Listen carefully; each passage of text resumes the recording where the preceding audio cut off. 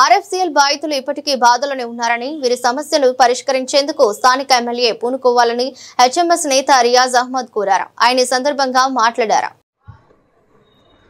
రామగుండం నియోజకవర్గ ఎమ్మెల్యే గారికి HMS appeal. ముందుగా మిమ్మల్ని అభినందిస్తున్నాం. సింగరేణి జాగా పోచమ్మ మైదాన్ క్లియర్ చేసిండ్రు. హెచ్ఎంఎస్ మీకు అభినందిస్తుంది.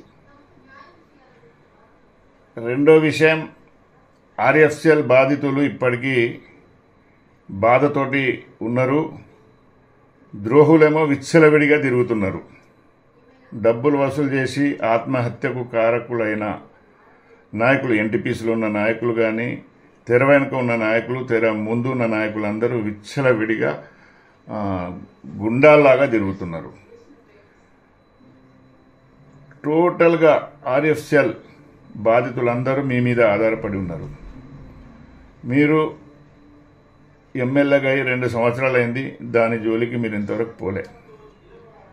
కనుక మీరు సీరియస్గా తీసుకోండి. పోచమ్మ మైదానం ఎట్లా తీసుకున్నారో సీరియస్గా, అదేవిధంగా ఆర్ఎఫ్సీఎల్ బాధితులకు ఎవరైతే పైసలు వసూలు చేసినారో, పంచాయతీలు పెట్టుకున్నారో, 40-60 అని మాట్లాడుకున్నారో, అటువంటి వాళ్ళ మీద మీరు సీరియస్గా తీసుకోవాలని కార్మిక వర్గం కోరుతుంది.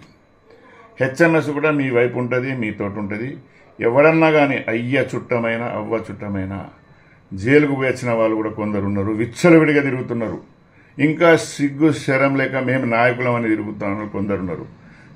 తెర వెనుక ఉన్న వాళ్ళు సైలెంట్గా గుట్టు చెప్పుడుకున్నారు. వాళ్ళందరిపై చర్యలు తీసుకొని ఆర్ఎఫ్సీఎల్లో మంచి అట్మాస్ఫియర్ తీసుకురావాలి. ట్రేడ్ యూనియన్ల ప్రభావం ఉండాలి. ట్రేడ్ యూనియన్ నాయకులే అక్కడ కార్మిక వర్గం కోసం పనిచేస్తాయి. నేషనల్ లెవెల్లో కానీ, స్టేట్ లెవెల్లో కానీ ట్రేడ్ యూనియన్ నాయకులే చేసేది. పైరవికారులతోటి నిండిపోయింది. పైరవికారులు బెదిరిస్తున్నారు, పైసలు వసూలు చేస్తున్నారు. ఇంకా పైసలు ఇవ్వాలి. ఆత్మహత్యలు కూడా చేసుకున్న విషయం మీకు తెలిసింది. కనుక దయచేసి తక్షణమే వీటి మీద మొదటి ఇది సీరియస్గా తీసుకొని వాళ్ళపైన చర్యలు తీసుకొని ఊర్లో ఉండకుండా బహిష్కరించే విధంగా చేయండి అని హెచ్ఎంఎస్ అప్పీల్ చేస్తుంది. అప్పుడే ప్రశాంతంగా గరీబోళ్ళు భూములు అమ్ముకొని, పుస్తకాలు అమ్ముకొని ఉద్యోగం వస్తుందని. ఇంత నాటకం అంటే పర్మనెంట్ లొకేషన్లో పర్మనెంట్ ఉద్యోగం. ఎంత తెలివిగల దొంగలంటే వారు ఈ మాట చెప్పి పైసలు వసూలు చేసిండ్రు. పర్మనెంట్ ఉద్యోగం అంటే ఆర్ఎఫ్సీఎల్ అపాయింట్ చేయాలి, కాంట్రాక్టర్ అపాయింట్ చేయడం కాదు. ఒక కాంట్రాక్టర్ వచ్చిండు, పీకేషన్ ఇంకో కాంట్రాక్టర్ ఇంకోటి తీసుకున్నారు. పైసల దందా నడుస్తుంది. దాన్ని కంట్రోల్ చేయండి అని ఎమ్మెల్యే గారికి మరోసారి, రాజ్ ఠాకూర్ ఎమ్మెల్యే గారికి మరోసారి హెచ్ఎంఎస్ అపీల్ చేస్తుంది.